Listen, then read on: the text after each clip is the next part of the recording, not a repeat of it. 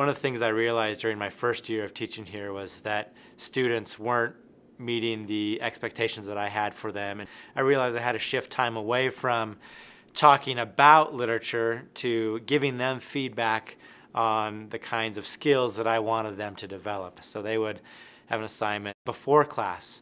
What I would then do is I would read all of their responses, and that gave me a sense of how to better prepare for that day's discussion. So what I would do is then I would select 3 or 4 particular responses that I thought illustrated either common shortcomings that I was seeing or someone doing something really well.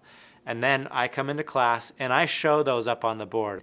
And then I just have students look at those responses and I say, okay, what do you see here? And the great thing about that is that they're identifying on their own the ways in which that person is doing something well or not doing something well. And then, I'll kind of second what people in the class say, or I will step in and say, all these are great observations. I really like what we've talked about here, but there's also this thing that I want to make sure we talk about. Class then becomes this kind of workshop environment where we're talking not about the content of a poem, but we're actually talking about the skills that then lead to often conversations about the content. So what I've done is I've shifted my preparation time from preparing lectures to spending my time instead reading their writing. And it requires a certain type of spontaneity, which I actually really like quite a lot. It goes from being routine type of course, the way that the course plays itself out, to really dynamic type of course. Of course, I'll pick certain examples that I see certain things in, and I'll list a few things that I want to make sure we talk about when we talk about that student's writing sample.